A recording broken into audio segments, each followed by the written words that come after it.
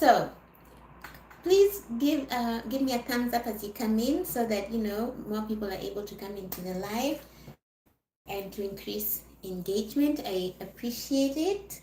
And also, if you could comment and say hi, I would really appreciate that as well. So yeah, you guys, I'm based in Nairobi. Let me talk about how crazy it is in the Northeast.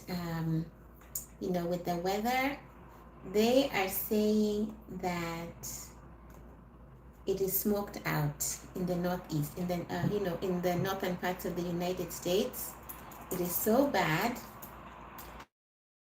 The air quality is so hazardous that, you know, yeah, they're saying toxic wildfire smoke grips America as three major cities become the most dangerous places to breathe on Earth. Can you imagine? Masks are returning, beaches are closed, and millions are put under health alerts. You guys, yeah, it's really dangerous out there. But let me dive in. You guys, I went out earlier, like about like midday, and it was so smoky. The air was so dense. You guys, on top of the air being so dangerously hazardous and not good to inhale, so hot and humid. So it's this combination that you just don't want to encounter. So yeah, let me go over what the Daily Mail is saying. The U.S. is being ravaged by a major clean air crisis as toxic fumes from Canadian wildfires blanket the nation. New York's skyline was shrouded in smoke, while Chicago health officials closed all of the city's beaches and outdoor pools to protect residents from the smog. Americans across the Northeast and Upper Midwest were urged to stay indoors and even wear masks, with authorities warning that the hazardous air quality would last until Friday afternoon.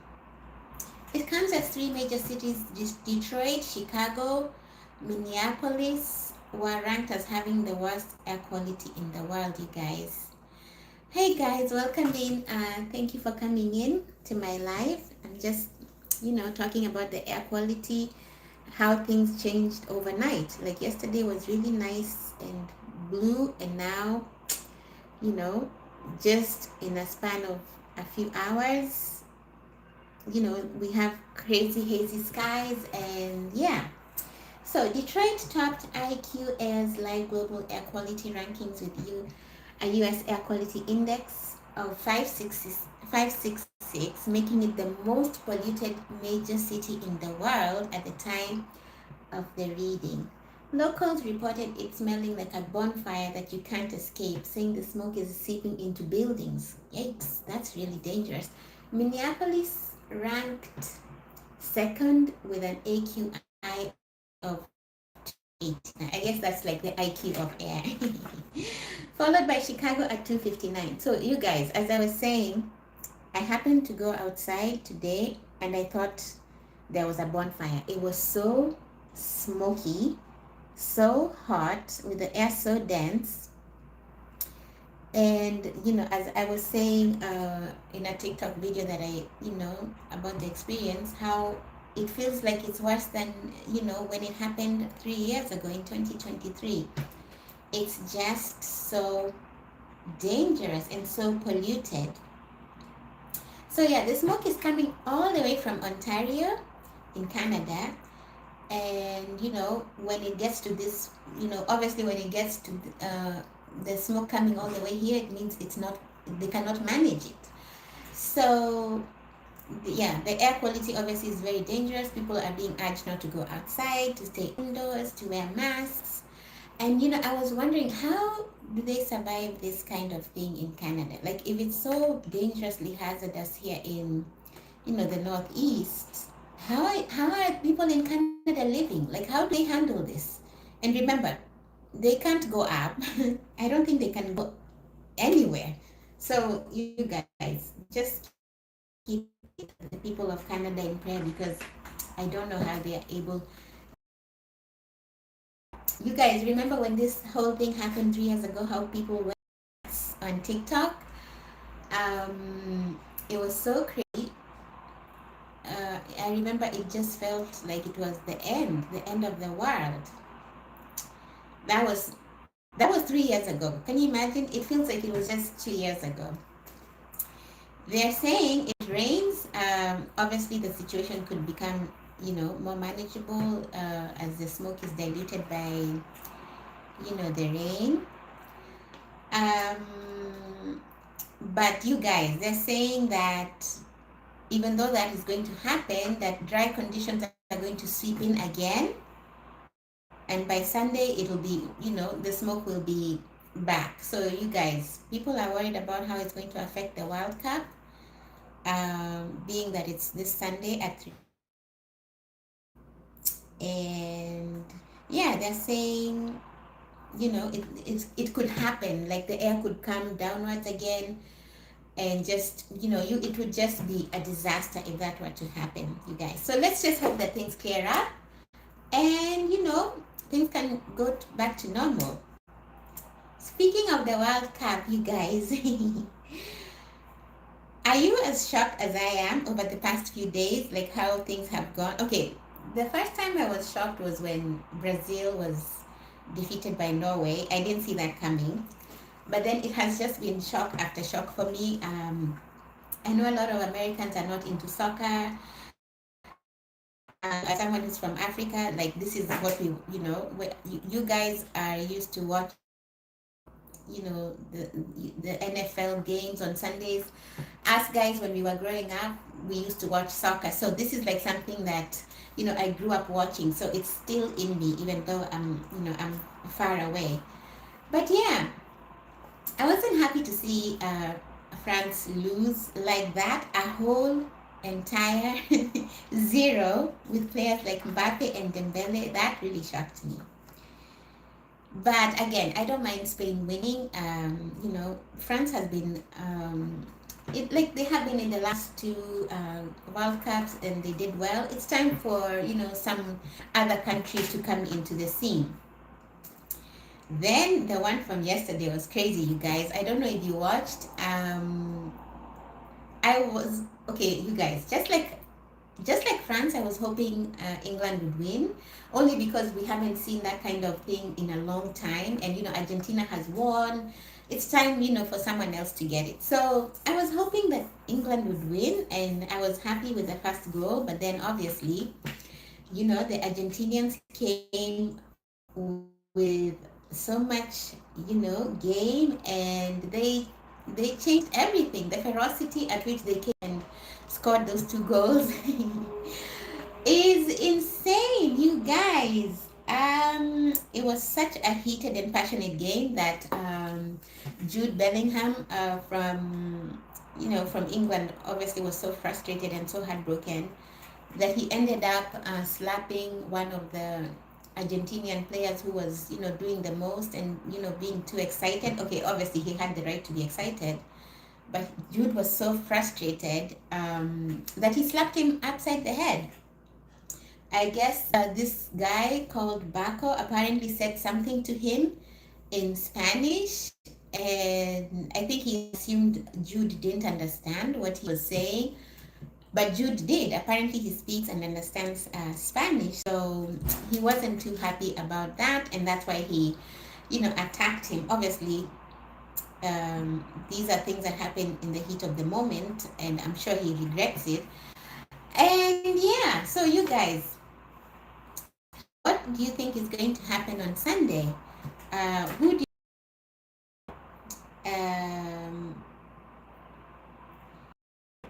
Yeah, apparently, I didn't even know this. Messi was saying Argentina beat England just like yesterday, in 1996, 2-1, when, Diego Maradona was playing and he went on to win, the what is it called? The boot, I think, the golden boot. So I guess Messi was saying this was like a dedication to his, his who he was as a player, and that time. Yeah. So you guys, it was a very interesting game. It's been a very interesting World Cup. Who would have thought that Germany would leave so early? Um, when I remember growing up, they were saying football was made in Germany. So I was really shocked to see them, exit so early before the US, you guys. That was just insane. Anyway, as if it's not crazy that, about how, France lost 0-2, and England, at least they tried one. Now these guys the losers have to battle it out on Saturday for third place. I don't remember other years having this, but I think it's very interesting. I feel like maybe, they can do something to ease the heart and, a last chance at redemption, especially at, France, because, they are reigning World Cup champions. The winner gets a bronze medal, and the team and home country gets $2 million, which is not bad for, those soccer groups for kids who are growing up. And yeah, it's just an interesting thing. I don't think it would work in America. Like, I don't see the losers having to battle it out again after such upsets and heartbreak. So yeah, you guys, let me know who you think is going to win. And who's going to win in this 2026 World Cup. I'm rooting for Spain, but I'm okay with however it goes. I don't mind. Then moving on to other news of the day. Apparently, Diddy has sold his Miami mansion for $55 million. So let me read for you this story, which is quite interesting, being that he's, in prison. Sean Diddy Combs is letting go of his Miami mansion for a pretty penny. The music mogul, who is 56, is currently serving a 50-month federal prison sentence, has sold the waterfront property on the city's upscale Star Island, according to documents obtained by USA Today. The buyer is listed as JS Star, a real estate company led by John A. Franklin, in what The Real Deal and TMZ reported was a $55 million off-market sale. Yeah, you guys. Records obtained by USA Today reveal the purchase was financed with an $18.5 million mortgage through a San Diego-based company called Axos Bank. Ownership was signed June 26th and recorded July 13th, which is why it's now public information, you guys. Anytime, a celebrity lets go of property is always very interesting, especially had such, a tumultuous years.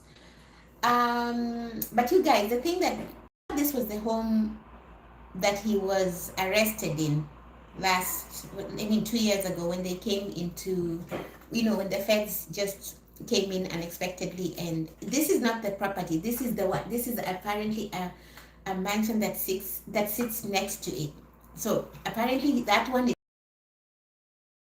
going to just, be so wealthy. So he still has this other property sitting sitting in the, like, it's the whole thing is not sold, just a portion of it.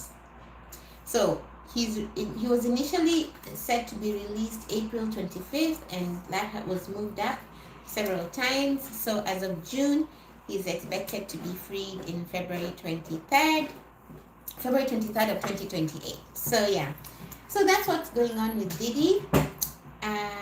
Let's see what else is going on.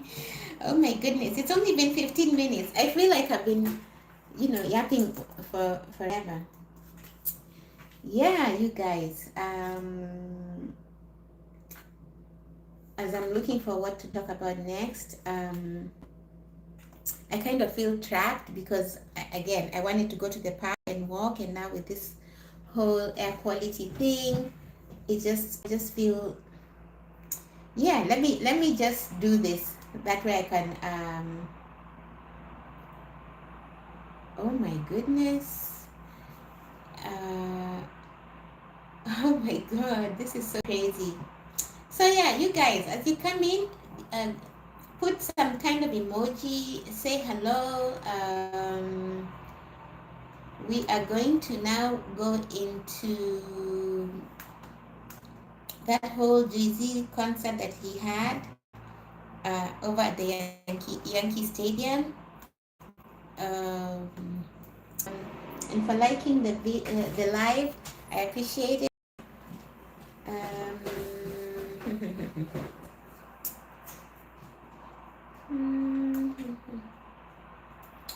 Yeah, so you guys, I didn't even know Jay-Z was doing anything with music. I thought he was done like forever. So yeah, Jay-Z announced a 3-night Yankee Stadium residency where he was celebrating his 30 years of Reasonable Doubt and 25 years of The Blueprint. So I remember The Blueprint because I remember when he did that album, he said it would be his last. And so that was a big deal that time. People were like, oh my God, he's retiring. He's at his prime. How could he retire? So that's what I remember about that time. I like some of the tracks. But you guys, the first 2 nights, the first show, the third show called Extra Inning became headlines, after hundreds of people without tickets allegedly rushed the entrances. Oh my God, you guys, that is one of the scariest things to happen during a concert. When people start rushing, there's always the risk of people being trampled on. This is similar to what happened with Diddy over 30 years ago, where, a bunch of people were trampled on, unfortunately.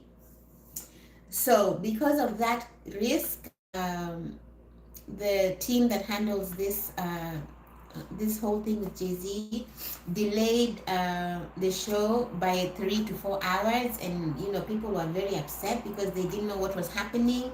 They were not being told what happened.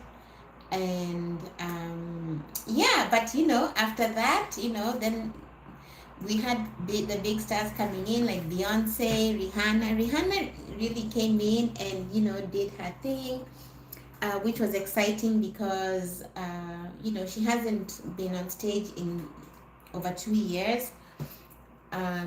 People are always looking forward to Rihanna having an album, and this is maybe the closest thing they will ever get to have her producing an album. So yeah, it was a very interesting night. And you guys, I feel like Jay-Z has really been on like a 24/7 campaign PR thing where his image is being thoroughly like cleaned. Like we're seeing him in all these situations that are like family. I just feel like there's a lot of cleaning up with his image that is happening, and I think it's working because he was able to sell out the Yankee Stadium. And yeah, you guys, let me know what you think about Jay-Z, what you think about his concert delay. Um, I don't know how people are able to just, without tickets, just go and just rush the gates. Like, what do you think is going to happen? Like, do you think they're going to just start the ceremony like, what are people thinking? This is so dangerous. And yeah, I'm glad nobody got hurt with all the craziness, you guys. Let's see what else is going on in this world. Okay, are you guys into? Oh yeah, um, internet personality, or is it streamer? Kai Sanat has the streamer university, I believe, and it's quite interesting, you guys. It's very addictive. It's very like easy to watch without um like it's just very interesting how this is like the new way of the new thing with entertainment. And yeah, and how it's these teens. What else is happening? Oh, you guys, I wish I could cover politics, but I don't all that smoke. Um, I'd rather just talk about light topics.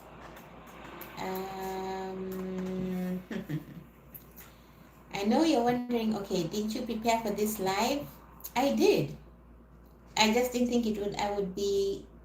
I thought the yapping would take forever. Um. Yeah. Did you guys hear about that NBC guy? Um. What is his name? Melvin something.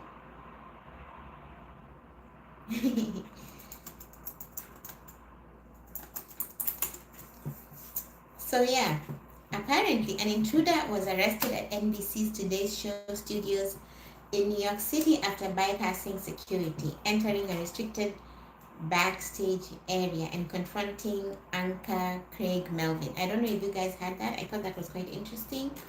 The unidentified man was subdued by staff and taken into custody by the NYPD without any injuries reported. But he apparently called him the N word, which is kind of crazy. The guy apparently wanted weather anchor Al Roker, but upon reaching the backstage area, he encountered Melvin and allegedly lunged at him while shouting the slur. The response, staff and security quickly intervened and detained the man. Rockefeller Center security then held him until he was arrested by NYPD officers. Yeah, interesting. At least nobody got hurt. Oh my god, this woman got married? I didn't know she got married. Okay, do you guys know Paulina? What is her name? Paulina Porizkova's Italy. Apparently, she got married. Now, if you remember, if you know this woman, let me just click on the story. But I know her from being, very upfront about how she feels about her age on Instagram, about how she feels about her body. Like she's very expressive with how she feels about herself. So I didn't even know she got married, you guys. So let's see. Not married. Weddings are always interesting to me, gowns and all those things I love. So let's see. Paulina Pozikova's wedding photos have been obtained by the Daily Mail, leaf cutting on the joyous ceremony she held in Italy. The 61-year-old supermodel found love in 2023 with screenwriter Jeff Greenstein, an alumni of the Friends staff who was also the showrunner on Will and Grace. Do we know him? You guys recognize him? Anyway, let me just continue yapping. Pozikova wore an ethereal custom Chloe Mendel Kogan gown in a pale gray shade. The bride it claimed was meant to be sort of a knot color. I wish I can show you guys this dress. It's gray. I don't know if this is her first wedding, but I don't like it. It seems very, I don't know. I don't like it, you guys. Let me see if I can pull up the dress so you can see it. Thank you for hanging around. One second. Yeah, I don't know if you can see this.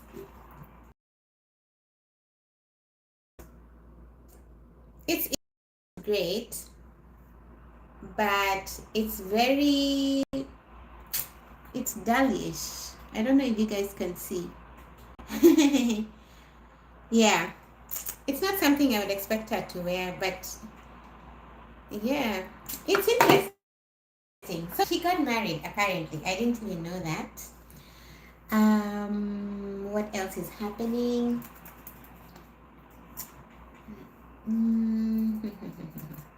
Let us see.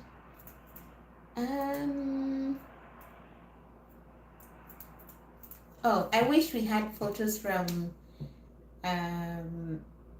Taylor's wedding. That would be interesting because Um, that is just obviously there's so much going on in there. I wonder what her dress looked like, and what the guests, all those celebrities, what they were wearing. Like, this would be just interesting to see, but I guess we will have to wait. I feel like Taylor is going to sell those images, like the whole thing, to people probably. So I guess we'll just have to wait and see. I heard that Kris Jenner, yeah, lost her mom at 91. I didn't even know.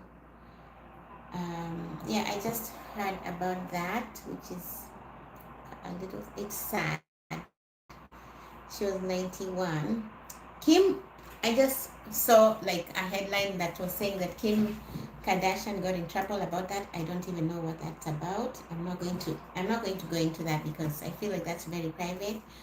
Um yeah, you guys, let me see what else I can yap about.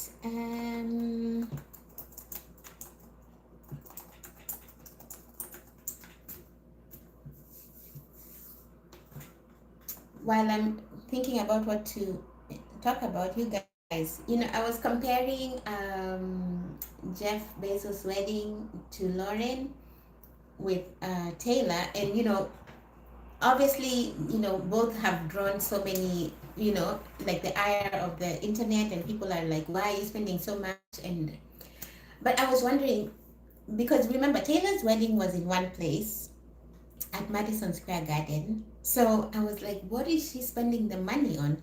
And then I read a report that was saying that she, like, the people who walked in were so shocked because it looked like a fairy tale. Like, the whole place was completely transformed. It didn't even look like the usual, basketball arena place. So yeah, I was just wondering because like the other wedding, you could see the people being ferried across the rivers, or in Italy, like you could see where the spend was going.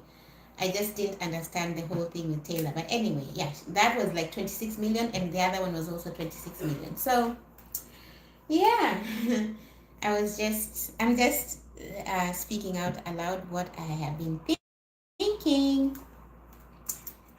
Yeah, let me see what else I can talk about. Um,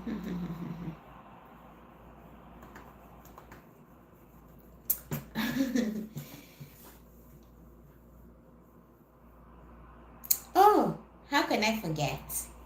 Um, I think Megan and oh, okay.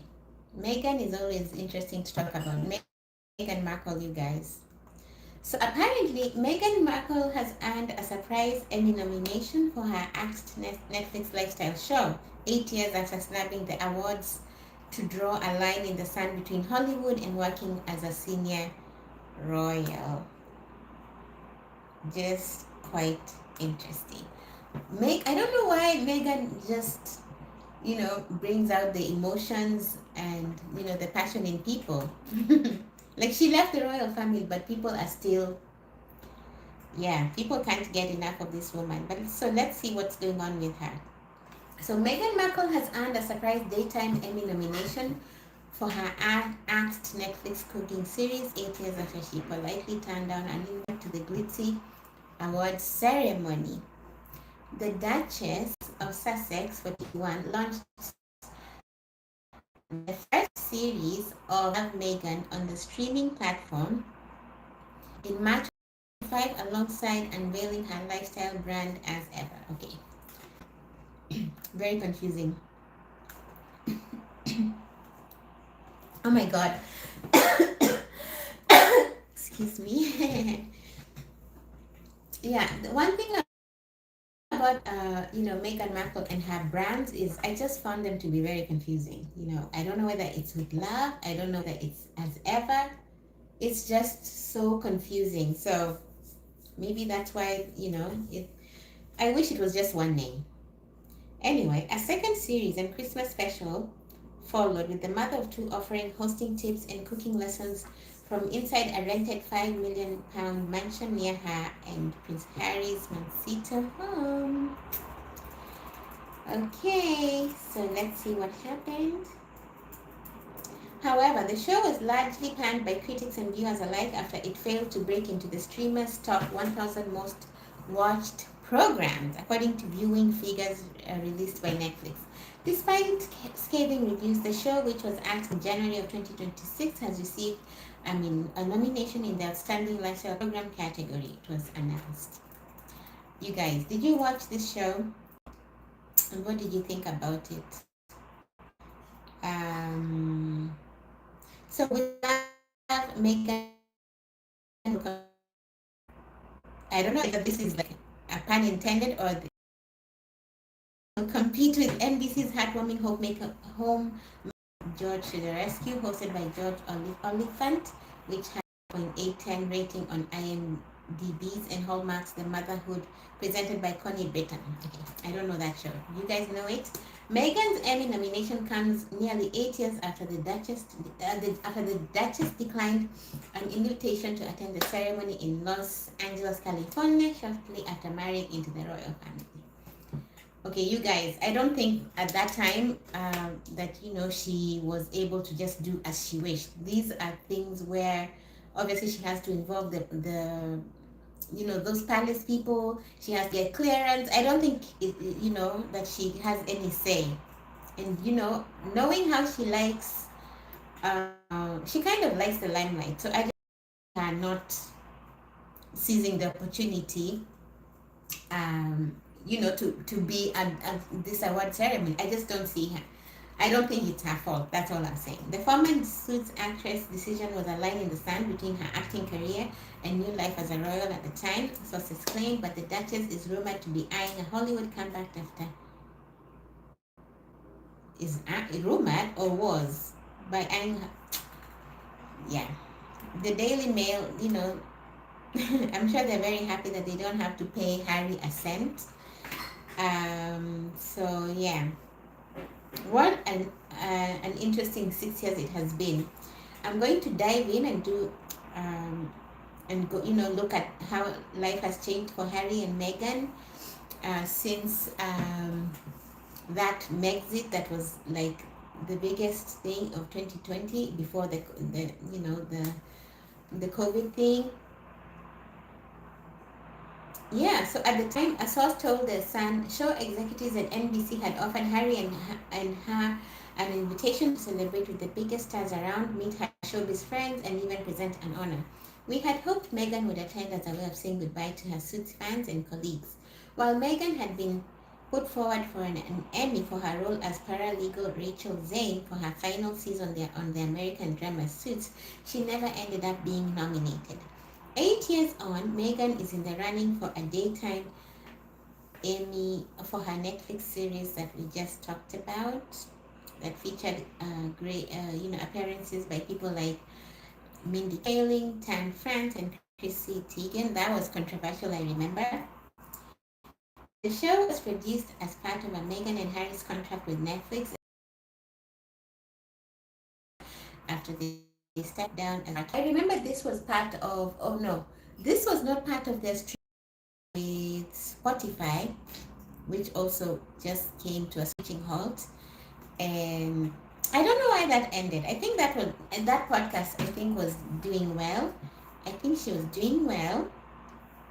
I don't know. But these are popularity things. You may be doing well, but if you piss off people, if people are, just for whatever reason, that could tank her. Even though I feel like she has a lot to offer, yeah, that came to an end. So let me see what's going on, because I think her and Harry have went back to the UK, like. Oh yeah, they visited King Charles like two days ago, I believe. Let me see.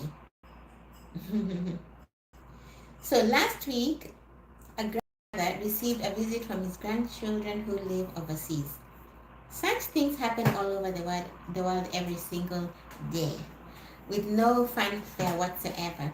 If those people are members of Britain's royal family, however, the fanfare cannot be dispensed with.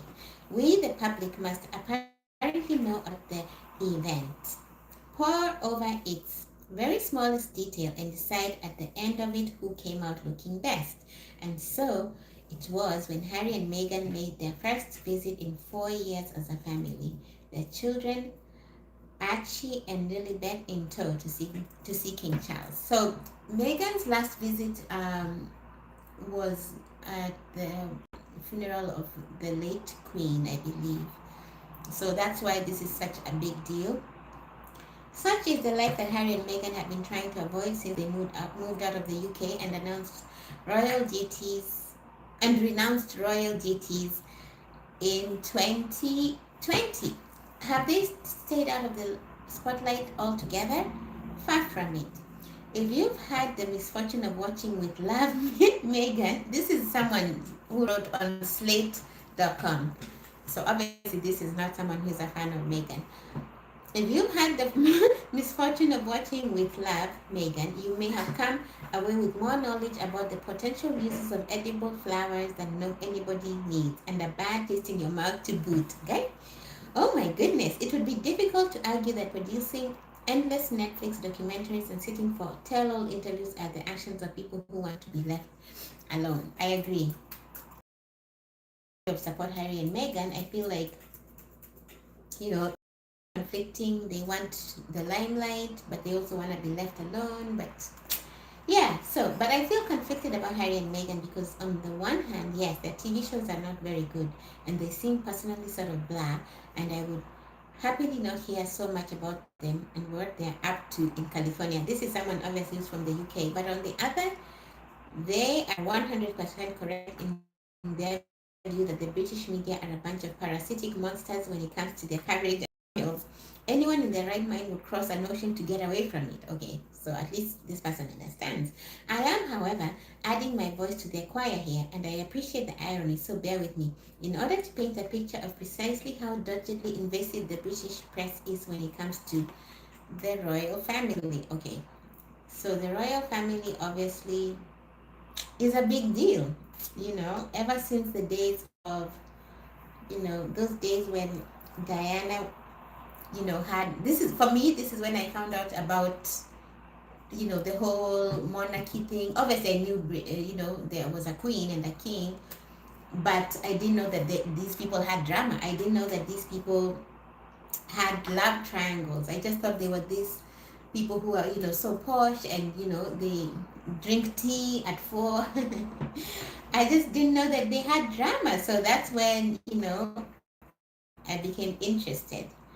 And obviously Diana was so kind, was going to all these places, removing landmines, I believe. So she was like this kind-hearted,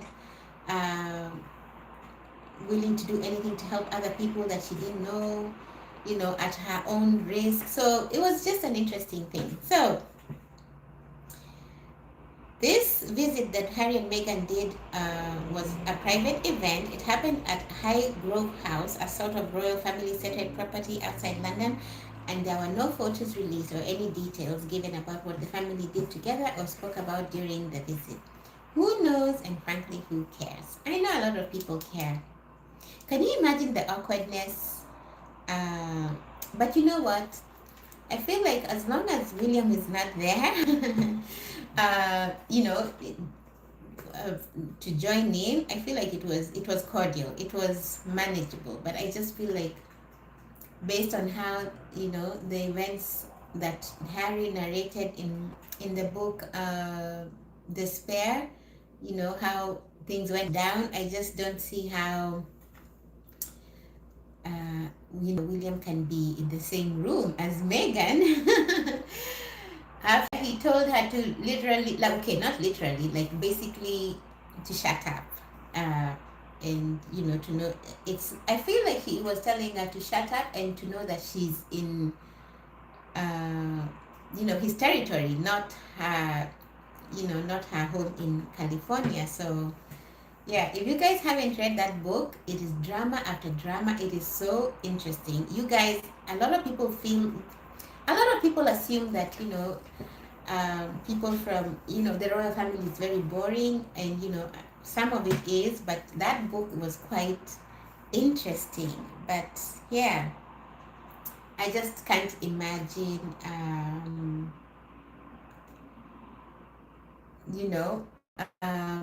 what's his name? Yeah, I just don't see.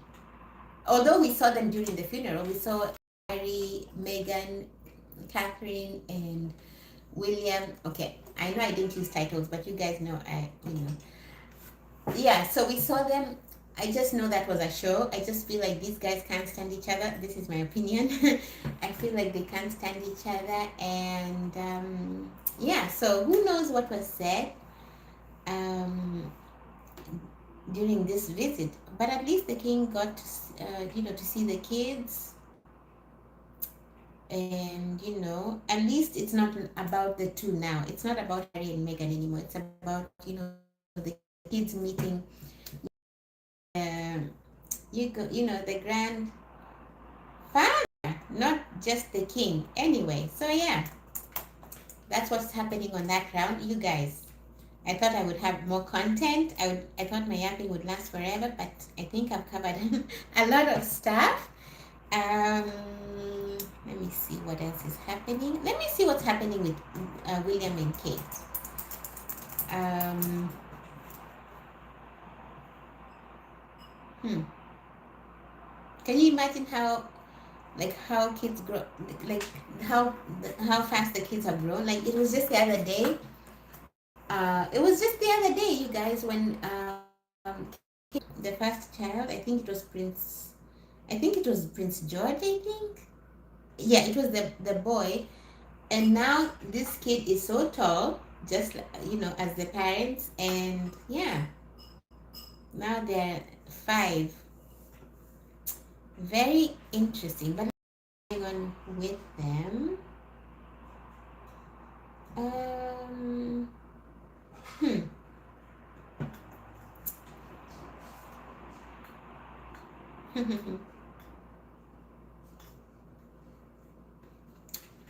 Oh my God, there's some channels that are talking about, you know,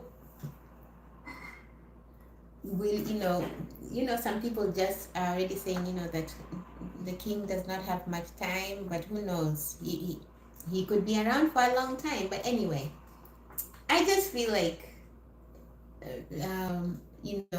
William would rule with an iron fist. Like I feel like he very strict.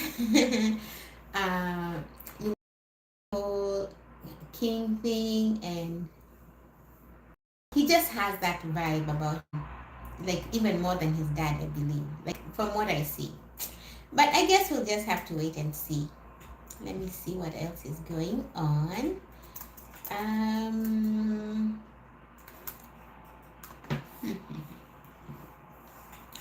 um,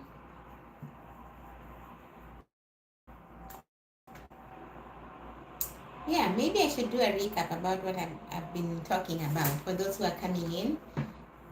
Obviously, the northern part of the US is in, like, it's a siege at this point.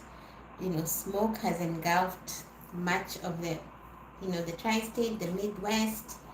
The air is so bad, it's so dense and thick, and they're saying it's going to be like that until um, Friday afternoon. So yeah, we are stuck indoors. Okay, moving on to what else? Obviously, the World Cup is finally coming to an end. It's going to be interesting to see how things progress. I'm hoping Spain wins, you guys. Yeah, it would be great to see Spain win. Oh, you guys, I just remembered. I don't know about like I didn't study in America, so I don't know about the what is that book called that people are upset about?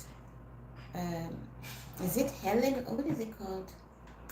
Queen Helen of Troy? Yeah, I don't know about that. I just found out that it's a myth, like it's a fictional character. They're not even real.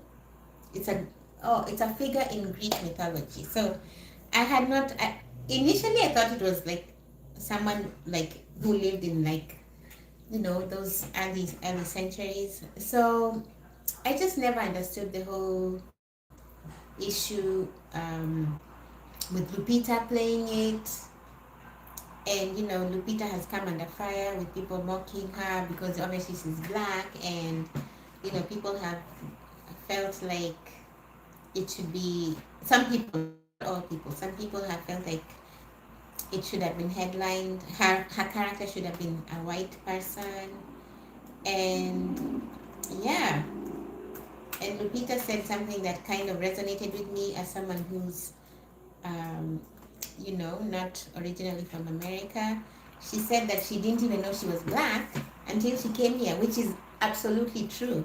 It just resonated so much because those are not things that other people talk about. Those labels of color are not things that people talk about on a day-to-day basis. But in America, you're a color first before you are a human. So yeah, that's one of the things that I was like, wow, it's interesting to see someone as a celebrity.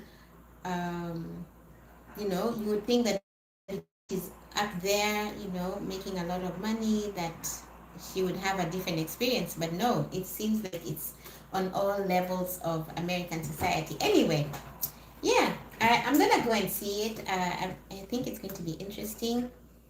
Let me see what else is going on. Yeah, it looks like I don't know who this person is who's been here with me, but I'm so thankful for you for sticking around and listening to me yap. uh, I promise I'm going to do more preparations. I just wanted to get the hang of this whole live thing, see what I'm good at. So yeah, thank you for hanging around and listening to my yapping. Let me see if there's another thing I can talk about.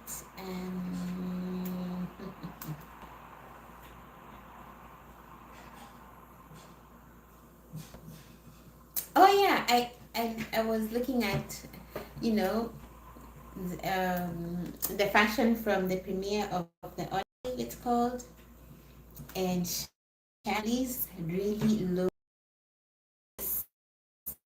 I always thought that she looks really the short pixie cut. It looks so good, and then white outfit with yeah, and she went with her kids. They looked really nice. Everyone in the in the premiere looked nicely. Lupita wore a really lovely golden that kind of was such a good contrast against her skin color. Just yeah, it's very interesting, you guys. So yeah, I think that's it for today. I think I've yapped enough. Thank you guys for stopping in. Thank you for coming in, and for sticking around.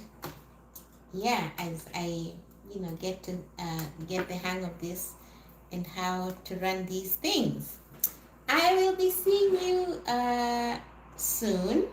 I like to do these impromptu pop-ups because there's no pressure, and yeah, but as I go on I will obviously start scheduling and coming more prepared. So thank you again for coming into this live, and I'll see you on the next one.